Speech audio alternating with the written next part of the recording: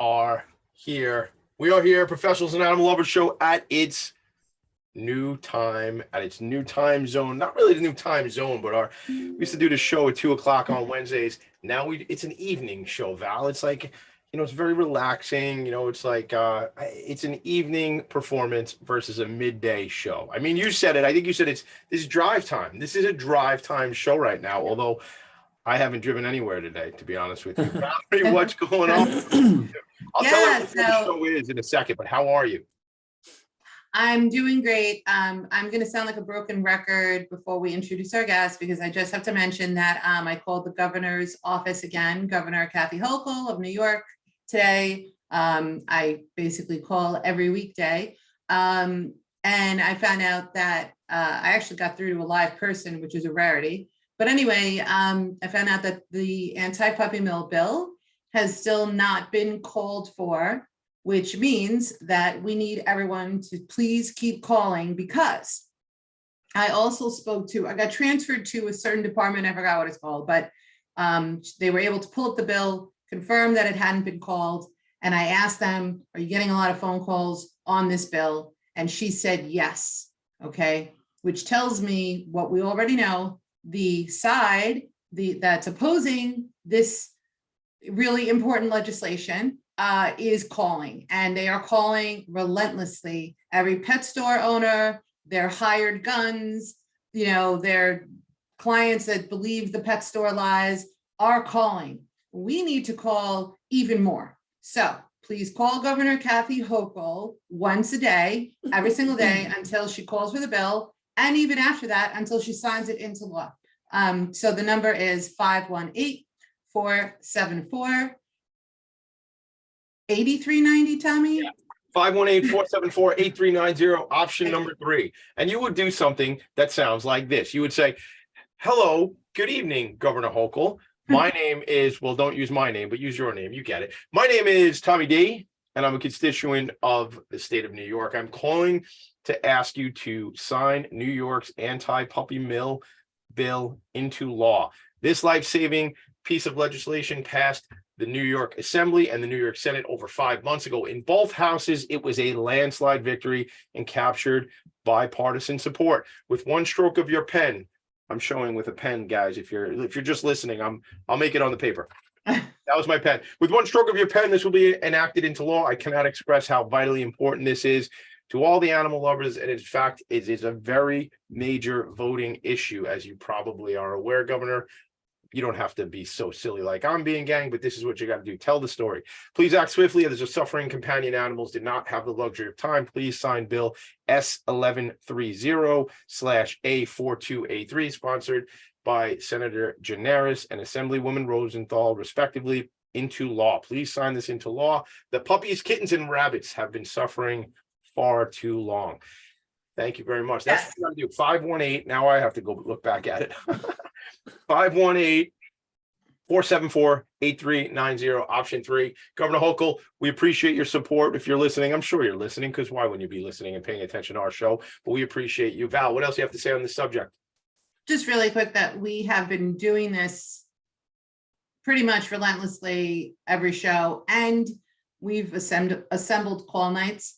And the one last point, you don't have to say all of that. Actually, when I called today, it was somewhat refreshing. They didn't even ask me for the bill number, which really substantiates the fact that a lot of people are calling. So you can just say, I'm a constituent of the state of New York, and I'm in support of the anti-puppy mill bill. Please sign the bill. But the most important point, I believe, in my heart of hearts, because we've made all the points as far as, the suffering of the animals, the abuse, the well-documented deplorable conditions, and all of that.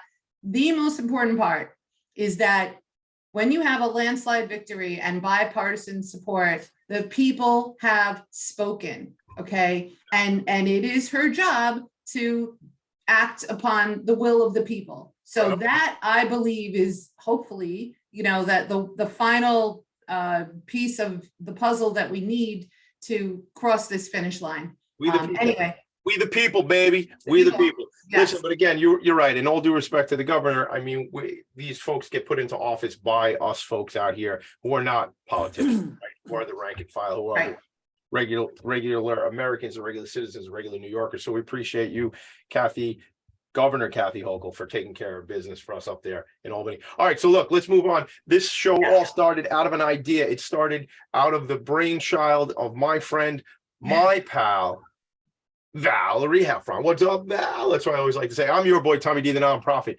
sector connector. The show is called the Professionals and Animal Lovers Show. Val, I started Philanthropy and Focus on Friday morning by saying, welcome to the Professionals and Animal Lovers Show. And that was not the show that I was doing. That's his other podcast. Other show. That's not the show I was doing, Patrick. All right, so let's jump right in. So I will tell you, today is going to be an eye-opener. We do 3 things on this program. Before I say that, we're building this community. It's a strong community. We've had the first ever Compassion Awards. I got to tell you, this one is going to be, we talk about 3 things on the show. We learn, we educate, and we advocate. And I will tell you, Patrick Battuello, I looked up because I wrote it out phonetically, Patrick Battuello, who's here from Horseracing Wrongs. I tell you this, sir, I expect to learn a lot from you, because as a kid who grew up in Franklin Square and tended bar in Floral Park, there's a small track over there called Belmont Racetrack where I spent a lot of my youth. And I'm here to learn, I'm here to evolve, and that's what we're all here to do. So my expectation is we're going to learn a lot from you today, sir. So first of all, I have some stuff I want to read from your background, but how are you this evening? I'm terrific, Tommy. Thank you. We're glad you're here, sir. And before you start, I want to echo everything that you two said about the puppy mill pipeline bill. We've been calling every day. We've been telling all of our advocates upstate to do the same. So it's absolutely critical. And like you said, 90% approval in the legislature. It's a no-brainer. Yeah. You must sign it. Yeah, no doubt. When it's a big number like that, I mean, that's what the people want, Governor, please. All right, so Horseracing Wrongs is the first and still only organization in the country wholly dedicated to shutting down the U.S. horse racing industry. Wow. Big industry. Wow. Big industry. So born and raised in New York State's Capital Region, graduate of Siena College, created and wrote for the Albany Times-Union Animal Rights blog, which was the first of its kind in upstate New York, and founded this organization that we're going to talk about today in 2013. Current board member for the New York State Humane Association, our newest friend, Patrick Battuello. How are you? I'm terrific. Let's do it. Let's jump in. Tell us this story, man. Again, I said, and I know Val, growing up here on Long Island, even when I was younger, I remember we had Roosevelt Raceway here. Obviously, Aqueduct is right here in Queens. I mentioned Belmont, and you're up in that region, or Capital Region, probably not too far from Saratoga. So can you take us back? Tell us your story. Yeah, as mentioned in the intro, I was writing an animal rights blog for the Times-Union here in Albany, trying to cover all the various animal-related issues. And when I started researching for a post on horse racing, 2 things jumped out. One, there was a dearth of information. No one knew how many horses were dying, let alone the circumstances in which they were dying. And second, there was no organization in the country taking this industry on. The big groups like HSUS and PETA were only giving racehorses a cursory consideration. And there were no smaller groups like Grade 2K with greyhound racing hyper-focused on the issue. So I decided to step into that void. I did so without any horse background and but a rudimentary knowledge of the horse racing industry. Growing up in the 70s and 80s, I was a huge sports fan. So I followed all the major sports. Horse racing for me only came up around Triple Crown time. So I remember Seattle Slew and Affirmed. I was certainly aware of Secretariat going for the Triple Crown. It was sold to me as just another sport. So getting into this and deciding to create Horseracing Wrongs, I had to learn as I went. And I was fortunate to connect with some wonderful people around the country, people who knew horses, people who were in the horse racing industry, and I learned as I went. Yeah, I mean, having grown up, Val, please chime in, but having grown up as somebody, excuse me, who's this, I'm speaking to myself, my father was somebody who still is a fan, if you will, of horse racing. His parents, this was a thing back in, I was born in 78. So this was a thing in the 80s, the 70s, the 80s, the 90s. Horse racing is a big deal. I mean, it's still a big deal, but I feel like there was certain communities that it was very popular, and I think here on Long Island specifically. Certainly, Yeah. yeah. So as you mentioned, Belmont is one of the Triple Crown tracks, along with Churchill and Pimlico for the Preakness Stakes. We're right in Saratoga country. Saratoga is perhaps the preeminent track in the entire nation.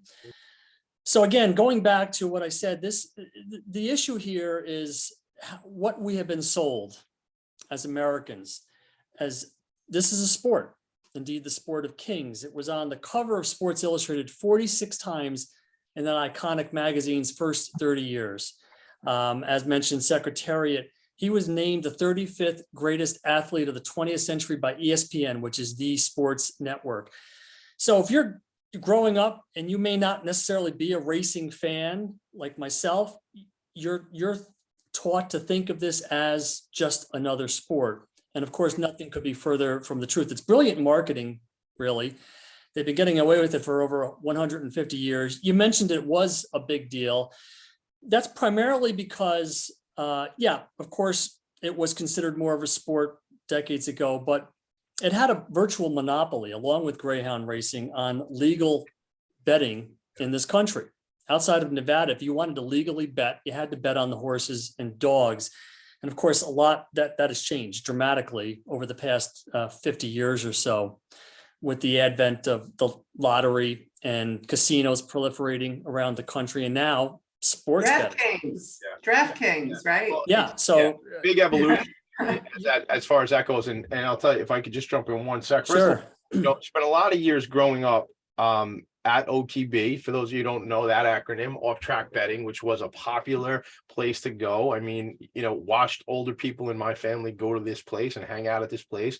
And it was there for the fix, as you say, and I say that when I mean from a gambling perspective, to get there where you didn't have access to go to a casino. And I have a whole nother issue about gambling in general and what that looks like and what we should be doing, especially with, Valerie mentioned DraftKings, but certainly what fantasy sports is doing for our young people from a mental health perspective. I grew up in the bar business. I'm very familiar with gambling and the drink and how these things work well together. But I will tell you, having seen a lot of lives affected and often ruined based on, the gambling and the OTB and things like that, I worry, honestly. This is like I'm going out on a limb, it's a different topic or a tangent, but I worry about where we're going to go as a society because of the access to gambling for young people. But that's not what we're here to talk about.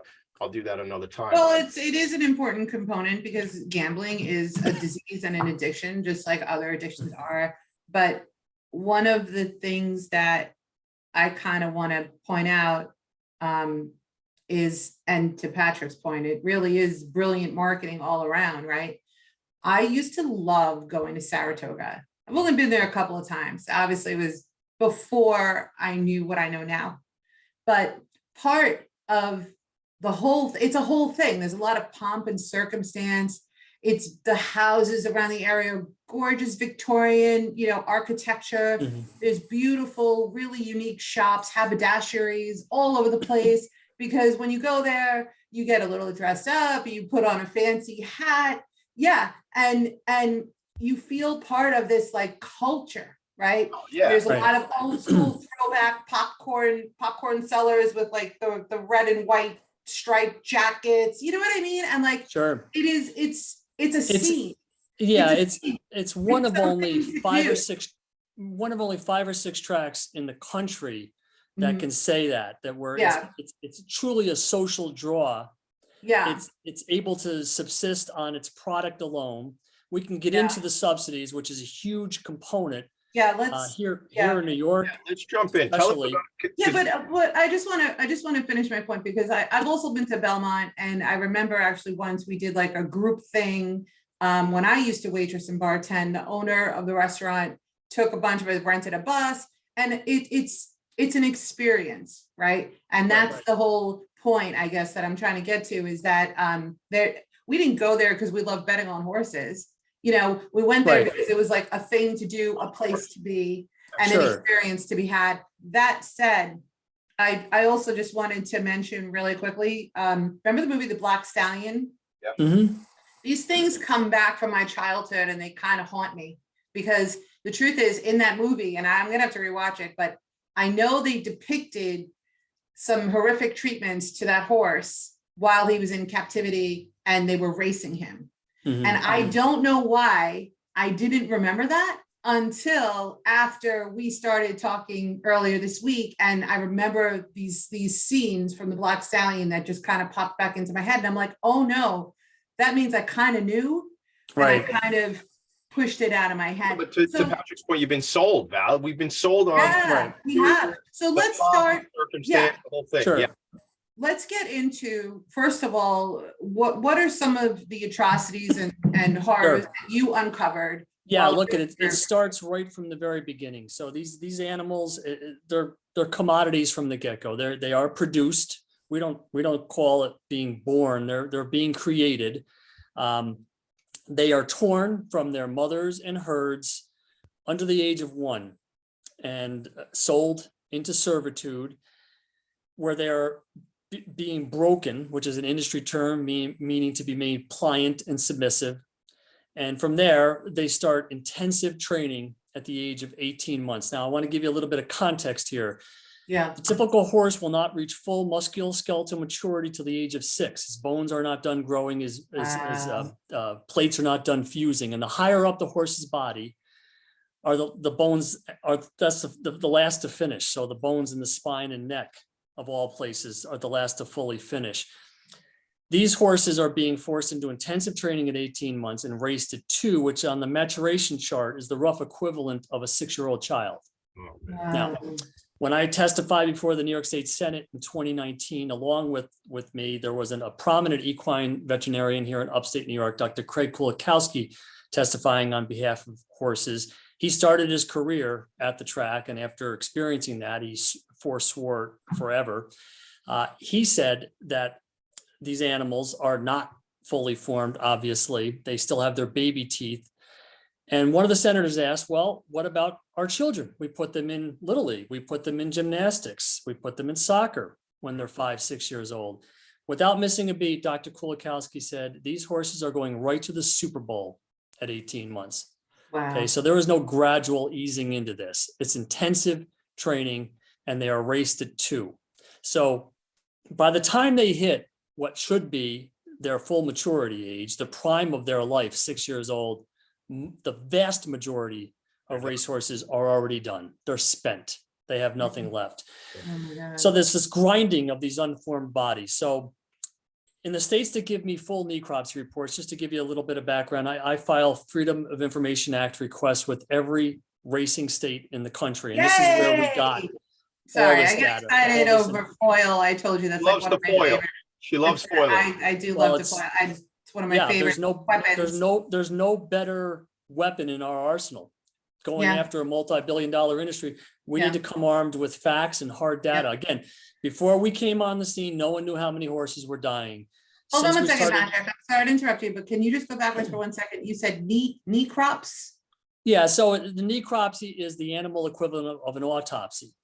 Oh, a necropsy. Okay, Right. necropsy. I thought it was an acronym for something. All right, carry No, on. it's a Sorry. necropsy. So there are certain states that give us a lot of information, Kentucky, California, Maryland. So I get full necropsies on these dead horses. My FOIA request is for the specifics. I want to know the name of the horse, when he died, where he died, what the relevant injury was.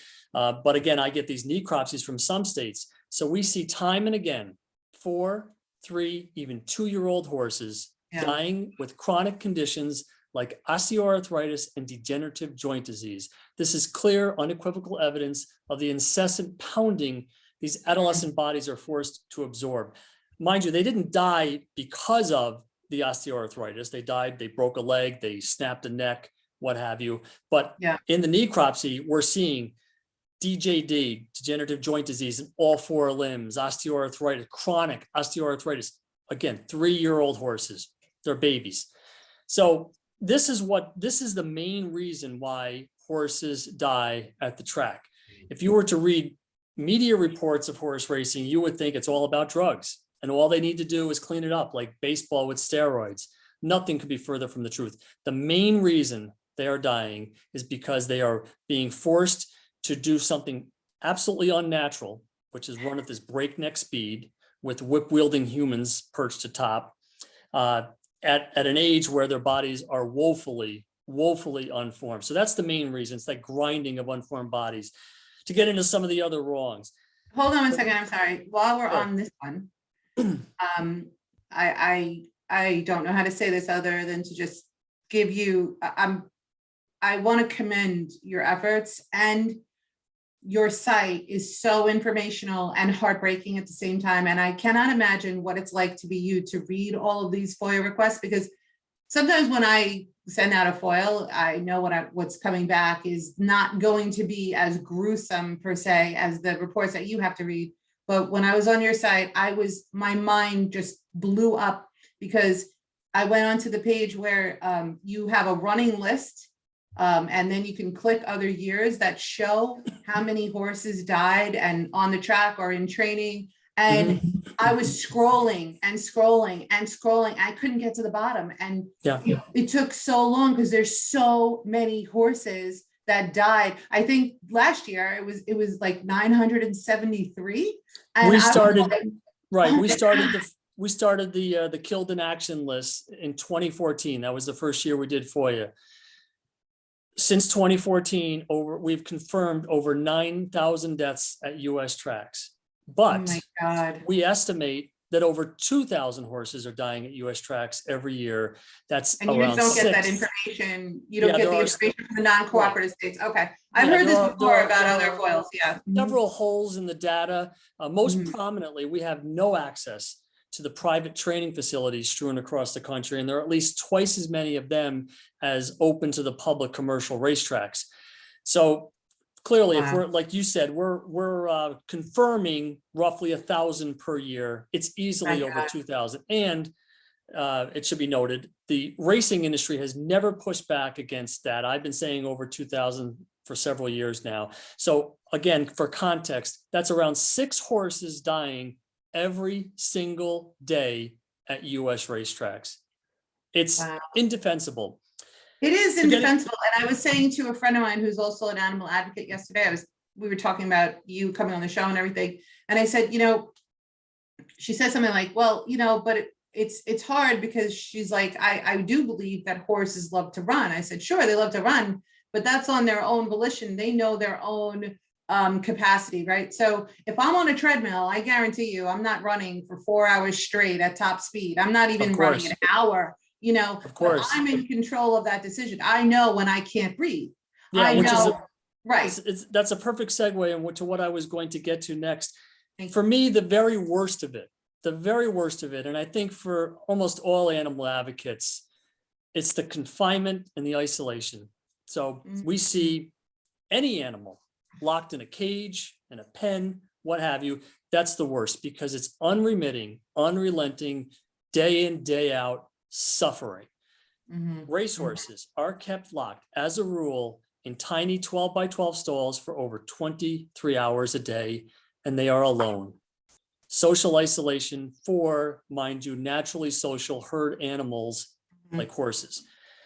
Again, at that same Senate hearing, Dr. Kulikowski likened this cruelty to keeping a child locked in a 4x4 closet for that same amount of time. So Oh. if we say it, they'll try to dismiss us.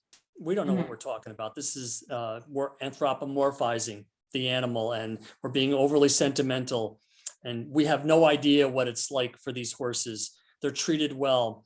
But when a true expert, an equine vet, says, no, that's like keeping a child in a 4x4 closet, that's the cruelty we're talking about here. And that's the worst of it for these animals. So they talk, your friend saying they love to run, they're born to run. This makes a mockery of that claim, makes a mockery. They're standing in a stall, a tiny stall, for over 23 hours a day. They're brought out in the morning for a training session, some quick exercise, right back in the stall. Even on race days, it's the same thing. On the track. And they are herd animals. I found a picture Yeah. online, actually. It was a beautiful, it was talking about the bonding that horses bond. They Right. certainly have friends, and they certainly have family members. And when you see the videos of wild horses running, they're running in packs, or Right. I don't know what the right term is, droves, whatever. They're a gang. It's a herd. It's of herd, course they're yeah. social. They're social animals. Yeah. So we also see negation with these animals. So because all of their natural instincts and desires are being thwarted, we see Mhm. the same stereotypies that we used to see with the ringland elephants, the bobbing and the swaying. For horses, it's the incessant kicking and digging, even self-mutilation, and they do what's called wind sucking. They'll grab on to whatever they can inside their stall and suck in air. These are stereotypies, and it's clear, unequivocal signs of mental and emotional anguish. And Mhm. again, for me, that is the very worst of it. Yeah. One of my first phone calls was to Dr. Nicholas Dodman. He's a retired Tufts professor. He's a world-renowned animal behaviorist, and he has Mm. taken an interest in the horse racing industry, and he's on our advisory board. The very first conversation I had with him, Val and Tommy, the very first thing he said to me was he wanted to talk about the confinement and the isolation. And what that did was that validated Mhm. what I was feeling, that this Yeah. is the worst. They die on the track, and that's horrific. And they die at the slaughterhouse, and we'll get into that, and that's horrific. But it's But they that day in suffer and day out first. cruelty that can They last suffer. for years. And it's not just the thoroughbreds, mind you. The standard breds, although they don't die as often at the harness track because they're not being run at that breakneck speed, that's the main reason they don't die as often. They do still die, but that servitude is extended by years. Standard breds can race till they're 12, 13, 14 years old. And you know what happens to them at the end? The same thing that happens to the thoroughbreds. They end up at the slaughterhouse. So it's And that that's if they survive, and that's if they even. if they survive, right? Yeah, so Yeah. they survive to get killed. It's like, hey, thanks for letting us make tons of money off you. Now go to slaughter. You know what? I have a quick question on this Sure. as well. Well, before The you do, mental breakdown. I just want to set it up. We got a lot of people checking in on Facebook. I just want to see Okay, who we Yeah. have here again and to kind of do that. Patrick Battuello is here, the founder of Horseracing Wrongs. We're talking about how these animals are torn, broken down, sold into servitude. Some of the quotes that I'm getting from Patrick are grinding of an unformed body. Is that how you said it? Right? That's correct. Yep. They're babies. Perfect. They're baby animals, right? Just because they're big Right. and they're strong, they're babies. Shout out to some of these people we've got to recognize because Facebook is really lighting up. I want to say Nicole Arciello, Jen Lynn, Justice for the 100, Lisa Sizemore Kirk, Mick Collins texted me a little while ago. Thank you so much for all of your support for being here. And you know, obviously, Patrick, these are a lot of people that want to hear your story. So I just wanted to kind of reset it up. Val, please ask your question to Patrick now.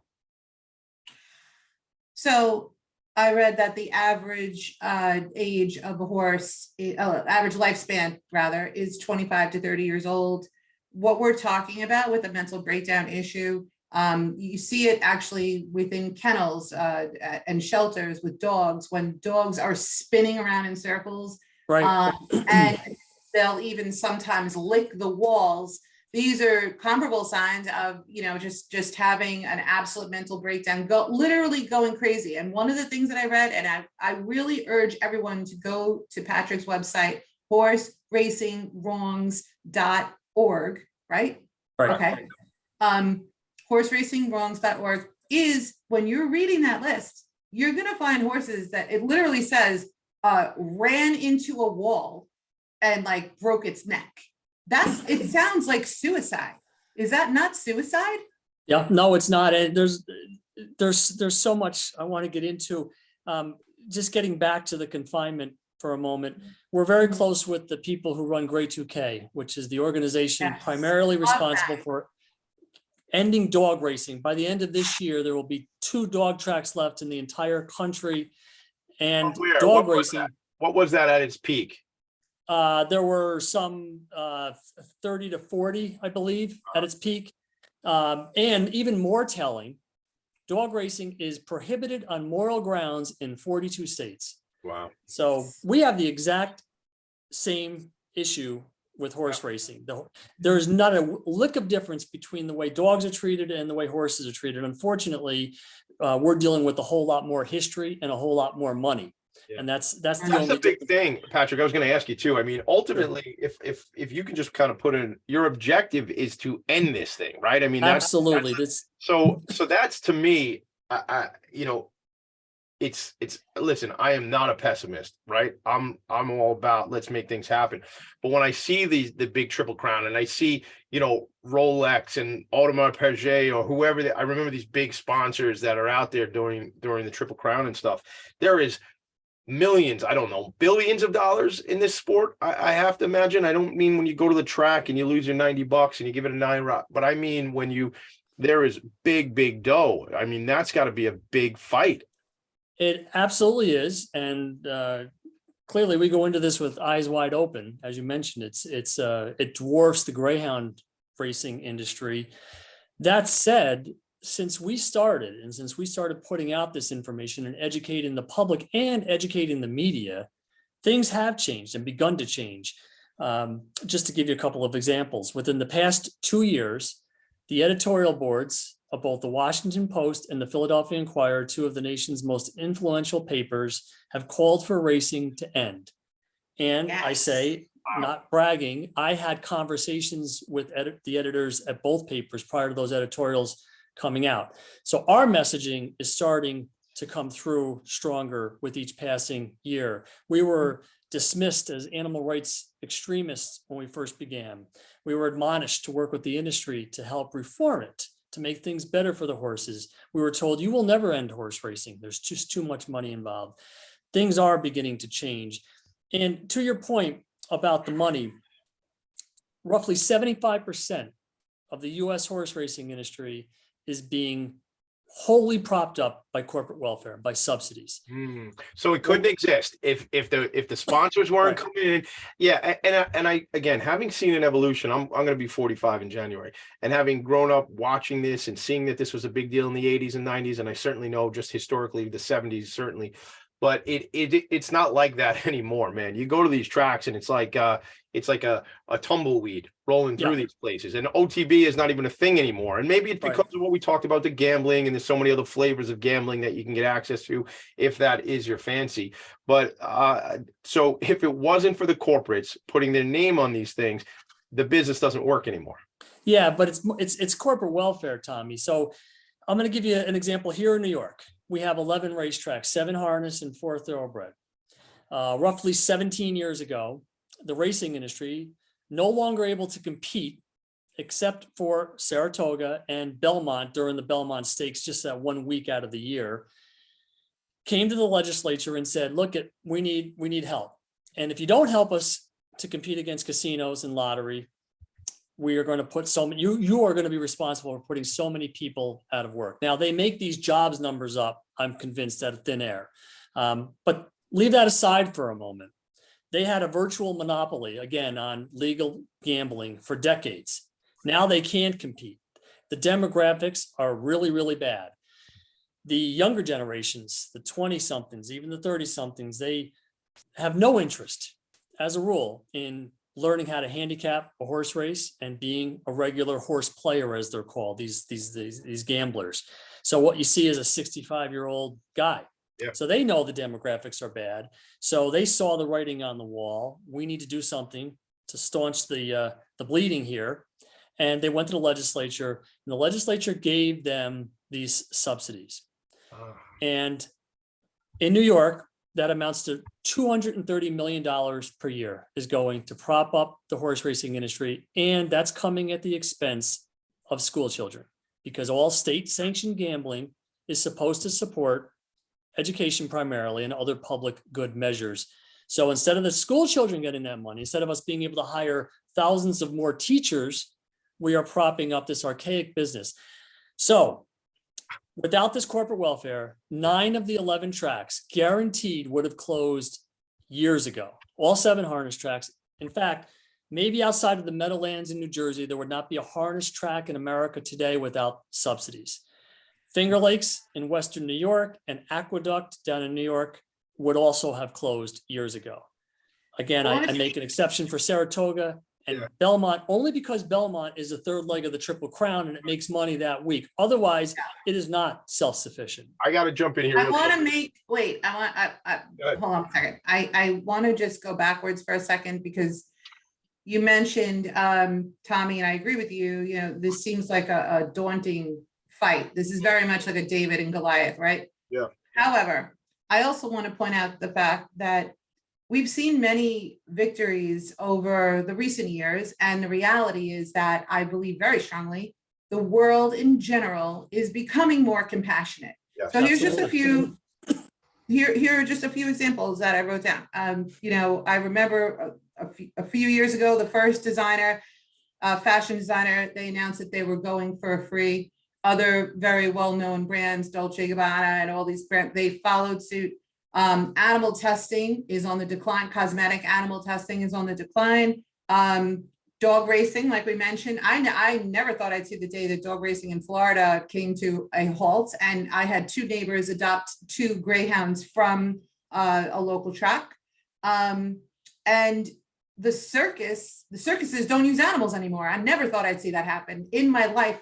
And I want to bring up a book. Also, veganism and vegetarianism is on the uprise significantly, gaining a lot of momentum. And there is a book called Blue Ocean Strategy, which it's a great book. It's for business, and Tommy has it, of course, on hand. Who knew we were going to call it out? It's right here. And I promise you that's not scripted, but in the book, it depicts how people who do things differently, same industry, but reinvent it, will get a tremendous amount of market share. So when we use the circus analogy, I believe they pointed to Cirque du Soleil, and that book is at least 10 or 15 years old. Okay. Cirque du Soleil was the first circus to introduce an animal-free show. And of course, they have been wildly successful and have this amazing business model, which is quite lucrative. Obviously, they're still around. So all I'm trying to say is, yes, this is a huge fight. Yep. But if we all join it, yeah, we can win it. Well, we will join it. And there's a couple of things I want to just, yes, to everything Valerie just said, because she's 100% right. But I want to make sure you all know we learn, we educate, and we advocate. So Patrick, very diplomatically as a gentleman, was schooling me a little bit on what corporate welfare is. So direct taxpayer subsidies and grants to tax credits, where I'm hearing them say corporate welfare, and I'm thinking that's Rolex underwriting the Belmont stakes. Which is a big part of the issue also, Tommy. You're right. But I want to refer to what you're talking about there, because those are, so now we talk about who we are and what we can do and how we can advocate, because if those are tax dollars that are supporting an industry that should not exist, and which is our premise here, well, then we do have the leverage, Val, because it's not fighting just the corporates. It's speaking to maybe someone who we started the show talking to, Governor Hochul. Maybe it's right, because if these are being propped up, these tracks are being propped up, and this torture of these animals is being propped up by taxpayer dollars, to your point, Patrick, that should be taking care of our children, well, then we do really have some, not that we have the leverage, but I think we have even more leverage. No, and we have something concrete here in New York. So we're part of a coalition here in New York State that introduced legislation back in the spring to stop those subsidies and direct it where it's supposed to be, back to education and human services. So that's something concrete that you can do. In January, those bills will be renumbered, and we'll have information for you on the website. But certainly call your legislator, call your assembly person, call your senator, call the governor's office and say, this can't stand. We cannot be supporting a cruel, deadly industry at the expense of school children. So there is something concrete here in New York, and this is the first legislation, by the way, that has been introduced across the country. If we can get a victory. Who sponsored that legislation, if you don't mind me asking? I'm sorry? Who sponsored it? The legislation? Jackson in the Senate and Linda Rosenthal in the Assembly. Rosenthal. What is the coalition you're referring to, Patrick? It's just, it's a large coalition. NICLAS is involved, and PETA and us, of course, as animal rights groups, but there are education organizations, human services organizations that have signed on. I can get you all that information, but again, those bills will be renumbered come January when they're reintroduced, and that's something concrete we can do to fight this. And if we can get a win somewhere, whether it's here in New York or elsewhere, all these other subsidy states will follow. I'm confident. So this can be done, or at least the bulk of this industry can be brought to its knees in the near future. This is not something that we have to look 50 years down the road for. So Again, 75% of the industry is being propped up by corporate welfare. So this is something that that people should know. I just wanted to get back real quick to the other wrongs. We have control and subjugation. These animals are controlled through, among other means, cribbing collars, lip chains, nose chains, eye blinders, tongue ties, metal mouth bits, and whips. Whips, that's a no-brainer, right? If you saw someone whipping his dog in the park, you would call the police and that person would be arrested for felony animal cruelty here in the state of New York. But at the racetrack, it's part of the tradition. We can whip these horses in full public view. But I do want to say something on bits. The bits is a piece of metal that is thrust into the horse's mouth, and it's a whip by another name. It's how they control these horses. Now, bits have been used on horses forever, not just in the horse racing industry. Back in the beginning of the summer at Saratoga, we were out for our first protest, and we had a friendly professional photographer taking pictures of us, and she was going inside the track to take some shots. And Nicole, our executive director, asked her to please take, if you can, shots of the horse's mouth and all the paraphernalia that this animal is being subjected to. So she did. She got these incredible, powerful images. I can look at them and say that's animal abuse, that's animal cruelty. But again, I like to go to the experts because I want to make sure that we have an irrefutable case. So I reached out to Nick Dodman, that animal behaviorist I referenced earlier, and he said, look, it's a little bit out of my wheelhouse, but I'm going to reach out to a colleague from Tufts, a retired Tufts professor, another one, who specialized in equine ear, nose, and throat, a true expert in the field. He wrote an absolutely devastating statement. This is Saratoga Racecourse, again, probably the preeminent track in the country. He said all the horses in these pictures, all of them, are going to be racing with a feeling of drowning, of suffocation, and he even used the word waterboarding. And he explained that in nature, horses are nasal nose breathers. So they need to run with a tight lip seal. They can't allow air to come in through the mouth. These horses, because of the bits, are unable to close their mouths. So he likened it to, again, asphyxiation, suffocation, and waterboarding. This is at Saratoga. Every racehorse in the country runs with these bits in their mouths. In addition, the bits in and of themselves cause pain. It's thrust into the soft palate of the horse's mouth. And the reason they tie the tongues down, they'll tell you, is to help the horse breathe better. In truth, the reason they tie the tongues down is because the horse is desperately trying to use his tongue to soothe that pain, to run it over the bit, to soothe I'm pain. so pissed off right now. I'm so You can't sorry. even imagine, Val, I am so disgusted. I'm sitting here and I'm literally trying not to curse and like punch a wall. So what do we do? I really, Val, really, I didn't know that. And I am a wreck. I am so disgusted. First of all, I can't even believe, well, I don't know who comes up with this stuff in the first place. I can't believe that we do it, and apparently as humans, we do this for forever, or as long as, the laws will allow. But I would love it so much if you can tell us how to help, because this is where I'm at. I mean, I'm just dying right now. And, we have to stop this.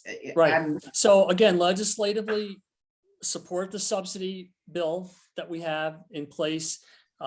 Encourage your local, your assembly person, your senator to support that bill, to co-sponsor the bill, but also get in these talking points about how inherently cruel this industry is. It cannot be fixed.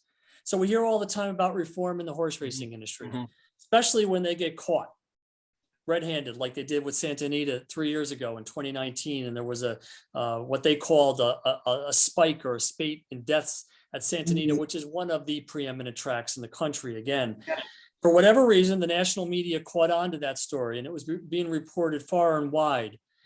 And I was feeling a lot of calls because, again, we have unique data. We have a unique position on this issue. And the first thing I would tell journalists and reporters was, don't call this a spike or a spate. This is business as usual. Santa Anita averages 50 dead horses every single year. This is nothing new. What goes on? That's just that's it. That's how they do things. This is how they do things. Belmont has been averaging 50 dead horses every year. Here in New York, again, just I don't want to get too far off, but we're averaging over 100 dead horses every year in New York State, dead racehorses every year. Over 1,600 since they began making this information public in 2009. So how do we defend this? So the point is, this is what the racing industry does. They get caught. And if you have any memory of Santa Anita in 2019, they started throwing things against a wall to see what was going to stick. Oh, it's the weather. We had an unusually rainy season and it made the track hard. Oh, it's Lasix, which is the race day medication that they give these horses.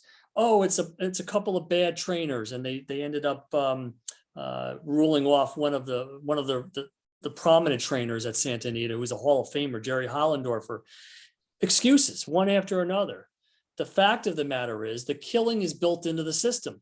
Like I mentioned, it's the way they are bred for speed. It's when they're first put to intensive work, long before their bodies are mature. It's how often they're worked. And it's like grinding again of those unformed bodies. And so it can't change. It won't change. So when you hear about reforms, when you hear about the Horse Racing Integrity Act, which was signed into law by President Trump in 2020, and there was a lot of hoopla over this. Finally, the racing industry is going to be brought under a central agency. This is all smoke and mirrors. There's nothing is going to change. So you don't. And it does.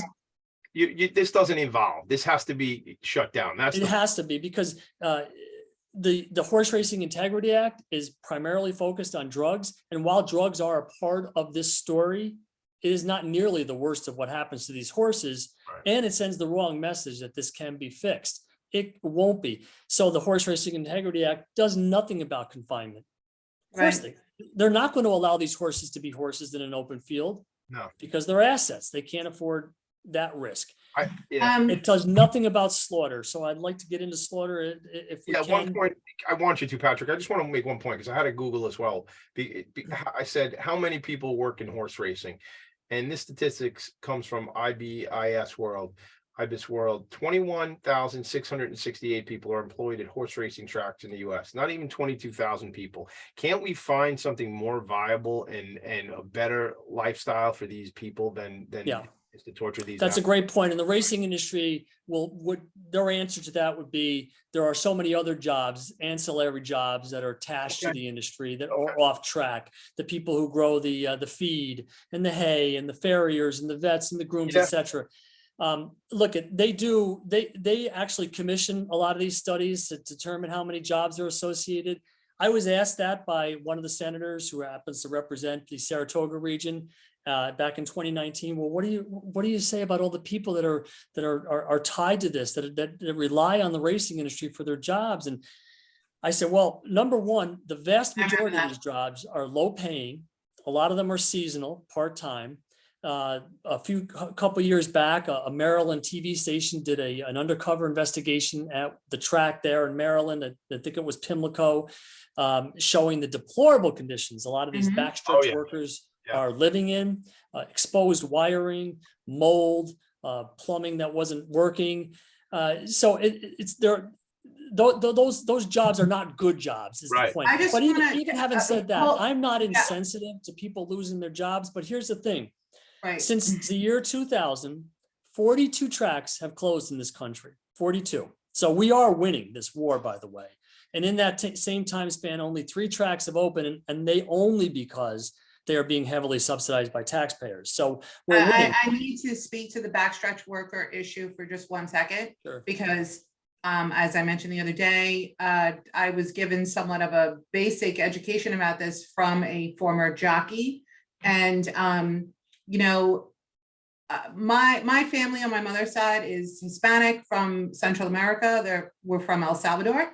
And I will tell you that unfortunately, there's a lot of dependence from like people who are, let's say they're from a third world country, whatever. They have friends or family who came to this country and they've secured some kind of steady income, and housing. Words spreads very, very quickly. And so on my mother's side of the family, it was house cleaning. You know, there was a network. You were able to you would move into someone's house and you didn't have to pay your room and board, but you were there to take care of the house and, you know, cook and all of that. In the horse racing industry, predominantly, I believe, you have a lot of illegal immigrants who they only speak Spanish, and they come here and they're kind of brought into that world. And a lot of them, from what I have been told, there's a lot of alcoholism. There is a lot of sense of helplessness. They don't know where to go. They don't know what it's not a good life. It's not a good job. Right. And I want to make that point because that is something, for the most part, that I don't think a lot of people know about. Right. And it's part of the problem. It's part of the abuse. Yeah. But big picture here, Val. So I have a page on the website showing shuttered racetracks since 2000 and what they have become or are in the process of becoming. Massive redevelopment. These tracks sit on mega valuable property. Okay. They are going to be redeveloped. They have been redeveloped. I use Hollywood Park out in California as Exhibit A. When it closed in 2013, redevelopment ensued, commercial, retail, office. There's a full service casino on site. And by the way, it's the home of the NFL Rams and Chargers, all kinds of jobs created. I also use an historical example. Around the turn of the last century, when the automobile was introduced, the horse and buggy industry they were wringing their hands. What's to become of us and all of the jobs? Well, look how many jobs the auto industry created in the wake of the horse and buggy closing. So that's the American system. It's Evolution. Capitalism. It's the open market. Myriad businesses and industries have come and gone. All that said, I'm not insensitive to those backstretch workers. My grandfathers were both Italian immigrants, and when they came over here, didn't know English, didn't have much of an education. They took whatever jobs they could. What you were saying about a lot of these Latin American people who come over and work the backstretch. I'm not insensitive to this, but ultimately, and this is what I said to the senator, this is a moral issue. If you believe that it is wrong for us to abuse and kill horses routinely to the tune of around 6 every single day, if you believe that is wrong, then I'm sorry, but jobs and money have no place in this conversation. And that's what it comes down to. Oh, I agree. And I agree with, just to be clear, I agree with that 100%. I know you do. That was my answer to the senator. Oh yeah, I remember. I know you understand that. Yes, but I was with the backstretch workers. I was kind of depicting the fact that I believe that's another arm of the abuse, and I don't know how they get away with it. Quite frankly, we all know a lot of business owners, and if they were employing illegal immigrants and they were giving them deplorable housing situations and they're not claiming them on the taxes, I don't even understand. It's wide open. It's right in front of everyone, and no one's really doing anything about it. well, Other than you, Patrick. Let me make one quick comment about that. Backstretch workers, if I could, because I pulled up a website this is an organization that I know. It's called BEST, Backstretch Employee Service Team of New York. It's a nonprofit that takes care of the people you're talking about, Val, both at Saratoga and at Belmont. They were actually the winner of the Long Island.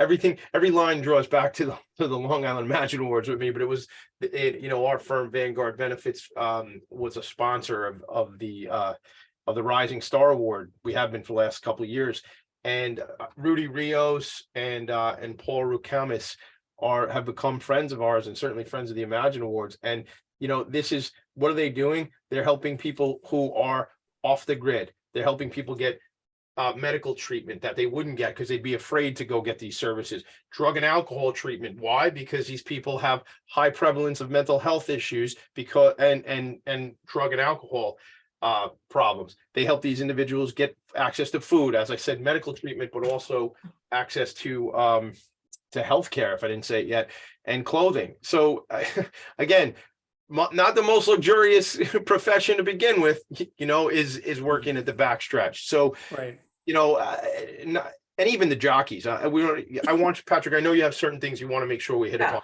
This is not the best lifestyle for many people. Maybe the trainers look great, or the handful of trainers that are on ESPN. The owners. Some of the owners, yeah. Patrick, take it away again. Yeah, look, and again, I'm not insensitive to backstretch workers, to jockeys, but ultimately they're autonomous human beings. They make the Yes. choice. The horses have no choice. Right on. Yes. Yep. So getting back to the killing, it's in the details. So most people, when they think of a horse dying at the track, think of a broken leg, and certainly that's a big part of it. But they also die of various other causes. They die of cardiovascular collapse. Their hearts just give out. Again, mind you, these are pubescent and adolescent horses. They just keel over and die. I see it all the time. I just reported on one today. They die of pulmonary hemorrhage. They bleed out from their lungs. They die of broken necks, severed spines, ruptured ligaments, and of course the shattered legs. Sometimes the legs are shattered so severely that the limb remains attached to the body by skin or tendons only. I have all the detail on the website. And if you're going to read anything on horseracingwrongs.org, I implore you to click on how they die. It's one of the categories to the right on the home screen. How they die. It's a sampling of horses that have died over the past year, 2 years. I've been doing it every year. Just again, showing the various ways that they're dying, and just try to imagine the terror, not to mention the pain that these poor animals were feeling as they were laying on the track. And most of the time they are vanned off, is what's called vanned off, ambulanced off the track, because obviously the last thing the racing industry wants to do is euthanize these horses out there in full public view. It's never really in full public view. They put up a tarp, but if they can get that horse onto the back of a van, the ambulance, then they wheel them back to the barn where they're euthanized, out of sight, out of mind. But imagine again the suffering and the pain that these animals are feeling and experiencing as they're waiting to be put out of their misery. It's that day in, day out killing. And then of course there's slaughter. So we don't know exactly how many spent racehorses are going to slaughter, but there have been only two studies to my knowledge that have been done trying to identify the specific breed. One study said that roughly 16% of the total American horses being shipped to slaughter. As an aside, we don't slaughter any longer on US soil, so we ship them hundreds, if not thousands of miles in cramped trailers to Canada and Mexico, where the USDA has determined they can go up to 36 hours without food, water, or rest. Wow. Yeah. I love the USDA, man. It's Right. it is another just facet of how disgusting, Yeah. these organizations are that are out there. This is supposed to protect the animals, right? Right. Yeah. It's the same the standards that they have for commercial breeding facilities for companion animals. Right. It's deplorable. So Wow. one study said roughly 16% were thoroughbreds, one had 19%. So let's give the industry the benefit of the doubt. Now, we do know, I should say, how many American horses are being shipped. It's the USDA statistic, and it's been averaging the past couple of years. It's been down a little bit because of COVID and for various other reasons, but historically it's well over 100,000. So 100,000 horses, American horses, shipped to slaughter every year. 16%, 19%, give them the benefit of the doubt. Say it's 12% are thoroughbreds. Again, this doesn't account for the standardbreds and the quarter horses who are also racehorses. So we're talking anywhere between 10 and 15,000 thoroughbreds alone being shipped to slaughter every year. So to give you some context here, the number of new horses coming into the system, new thoroughbreds, in a telling bit of language is called the foal crop, which is a matter of the Jockey Club. It's the official registry of US horse racing, has been roughly 20,000 over the past few years. So 20,000 coming in, 10, 12, 15,000 going out via slaughter. I say, just to be conservative, when I'm giving my talks, that most spent or simply no longer wanted racehorses land in equine hell at the end of their so-called careers, the slaughterhouse.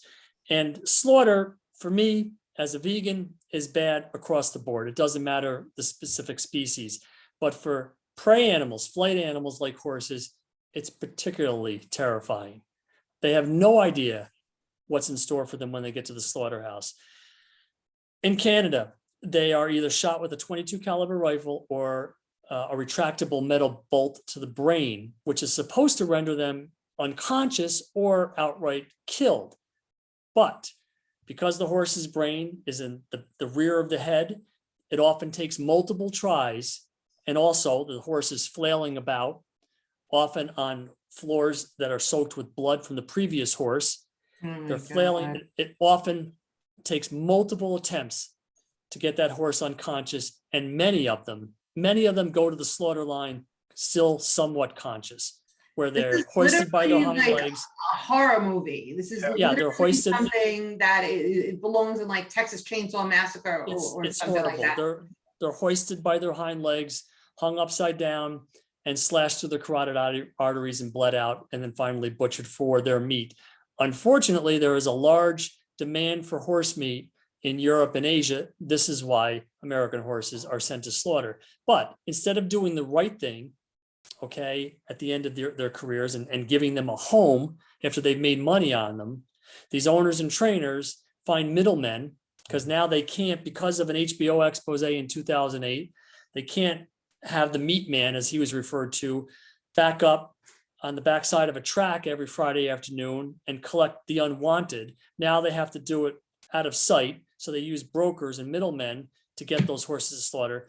So instead of giving them a forever home, instead of euthanizing and burying or rendering the horse, which would cost no more than $500, they profit one last time on that horse's head by selling them into the slaughter pipeline. So Oh my God. I use the word carnage. That's the only Yeah. way to describe what's happening in the American horse racing industry. When you take the horses dying on the track, training and racing, the horses dying back in their stalls from things like colic and laminitis. I see horses on my necropsies, the FOIA reports, that are found dead in the morning, quote, found dead in the morning. These again are pubescent adolescent horses just Babies. dying overnight alone in their stalls. And then the horses going to slaughter. We're talking anywhere between 15 and 20,000 horses every year. For what? For $2 bets. Right. I want to make this point. For every single person out there who has a heart for the animals, even if you don't necessarily love animals, your children probably love the animals. And you know, we've had other not-for-profits involved with horses on here, and Tommy always talks about he's on the board for Horseability, and we had Warrior Ranch on here, and we talk about the wonderful, incredible things that these horses provide to veterans, to special needs children, and even if you're just Tommy D, who feels this instant connection, feels instantly better every single time he goes to Horseability, and he feels his blood pressure come down. Anyone out there who's listening to this, you know what? The easiest action to take is probably just stop betting on a horse, stop going to the track, stop supporting what you just heard described. I can't even deal with it. And if you're so inclined, take it a step further. If you're so inclined to become an activist in some capacity, ideally join a protest. We have protests across the country. I think we're up to 25 states where we've sponsored protests. Obviously here in New York, it's a big part of what we do at Saratoga, at Belmont. When's the Belmont protest? The Belmont will be in June for the Belmont Stakes. 3 years ago, we massed 150 activists, which is the single largest protest at a racetrack anywhere ever for the Belmont. So please come out if you can. You don't have to join in the chants if you're not comfortable with that. You can stand quietly with a sign. You can pass out flyers, write letters to the editor, absolutely contact our elected politicians and tell them that we no longer can abide this. This is animal cruelty, it's animal killing, and it must end. And again, the subsidy bill here in New York, it's an easy step to take. That will shut down 9 of 11 tracks if it passes, and be a template for other states like Ohio and Pennsylvania, West Virginia, Louisiana, state after state with this massive subsidization. Just So like these the are things that you, bill, right? yeah, these are things that you can do. Tell your friends, spread it on social media, share. I always say, and it's obviously I'm a bit biased because it's the work that I do every day, but I think it's the very best case against horse racing is the website. And I encourage people, just go there, Yeah. take 1 week, every day, visit horseracingwrongs.org, spend 10-15 minutes on the website, and I guarantee you, you will come away going, this is horrible and it must end. How can we justify doing this to horses? If we've said no to dog racing, rightfully so, why should horse racing be given a pass under the banner of sport? That is our message. It's time to look at this through a fresh lens. This is animal exploitation, animal cruelty, animal killing. Wow. I certainly could not agree with you more. And, you know, I do want to encourage people, like I will say, I know some people that, you know, they go annually. It's kind of like a thing to do. It's a tradition, you know, for their friends. And hopefully now, after hearing all of this, I'm assuming they didn't know what they probably know right now if they're watching this. And just one other point, I know we're short on time, but Okay. those 9 tracks that are being subsidized, they're Mhm. called racinos, which is a combination racetrack casino. Okay. Right. So we have people that have no idea they're supporting horse racing. They go up to Saratoga Gaming and Raceway, or they go down to the Monticello Casino, any of the harness tracks, Finger Lakes, Aqueduct. And they Yeah, have no intention of supporting horse racing. They're not there to place a bet on the races. They're there to play the slots, but they are unwittingly supporting the horse racing industry because a portion of that money, a portion of that revenue, their bets at the slot machines is going to prop up the racing operation. So please don't bet at a racino. Go to a full service casino if you're so inclined. If you want to bet, go to an independent full service casino or a Native American casino. Play the lottery. Don't bet on the backs of suffering and dying horses. Or if you got that money and you really can't find any way to get rid of it, why don't you donate it to organizations like Patrick's who are helping? Yeah, better yet, Tom. You know, Yeah. you get a lot more juice for the squeeze when you Yeah. donate to an organization. And I come from a long line of people who do like gaming, period. one last thing. I would be remiss if I didn't mention this. You know, I will do this for Tommy because he's always running around promoting everyone else. But I'm going to say that in an effort to emphasize what we're trying to also accomplish through this show is we're constantly casting a spotlight on all different walks of life and people who are doing great things for animals. Our first guest owns a pizzeria. We've had on a trust and estates lawyer who fostered 80 cats and kittens through COVID. And Tommy is not only Mr. Philanthropy, running around supporting all of these different not-for-profits and events and shouting them out, and has his own podcast about philanthropy. But he is a partner of a wonderful insurance benefits agency. And I need to mention this because I think now's the time of year that a lot of people are reviewing those policies. So if you have a business, if you have employees, they do a lot with not-for-profits. In fact, that's the largest segment of their clientele. And if you want to work with people who are supportive to the animals and compassionate to the voiceless, then I would highly recommend Tommy DeMisa of Vanguard Insurance Benefits. Excellent. Wow. Wowzer. We just got a sponsor. Yeah, that's terrific, Tommy. That's pretty funny. I'll share our website, our new website, since you brought it up, Val. It's vanguardbenefitsyou.com. And it always gets me to tell another story, which the Spirit of Huntington Arts Center is the nonprofit organization that has an artworks program that serves individuals with intellectual and developmental disabilities to learn digital artwork. And they just did our rebrand, mission, vision, value, the whole thing, Vanguard Benefits YOU. So check that out. So thank you for bringing it up, Val, because You're welcome. no, I never would. You deserve it. So I do, Patrick, I'm going to give you the last word, and then I have 2 quotes I want to read before we go on our way. So just tell us what we can do, how we can get out one more time for you. Yeah. So Nicole says it best. She says it for 150 years. These poor, suffering, dying horses had no voice. They do now. And it's not just us. There are independent activists around the country that have taken on this cause. Please speak for these horses. Say no more. And we have a great opportunity. If you look at what's happened in just the past few years with animal entertainment specifically, Ringling Brothers shuttered. SeaWorld, because of Blackfish, is in decline. rodeo bans in multiple cities around the country. And of course, dog racing is all but dead. It's time for horse racing to be next. So please join the fight. And there are many ways that you can be an advocate, an activist. Visit horseracingwrongs.org, and we have it all spelled out for you. Thank you, Patrick. 3 things we do on this show: we learn, we educate, and ultimately so we can advocate. That's what this show is all about, the Professionals and Animal Lovers Show. I leave you with 2 quotes, and this quote is for Patrick and his team. Never doubt that a small group of thoughtful, committed citizens can change the world. Indeed, it's the only thing that ever has. And then I leave you with a quote that you have to hear, because it's what we do every show. The greatness of a nation and its moral progress can be judged in which the way its animals are treated. How are we treating our animals? Are we doing the right thing, gang? I think we're not. We need to work on this. Make it a great night, everybody. Thank you. Thank you, Patrick. Thank you, everybody. Thank you both so Thank much. you so much, Patrick. Appreciate you. Yeah. Thank you, Tommy Thank you. DeMisa. Thank you, pal. Bye. Bye. High five.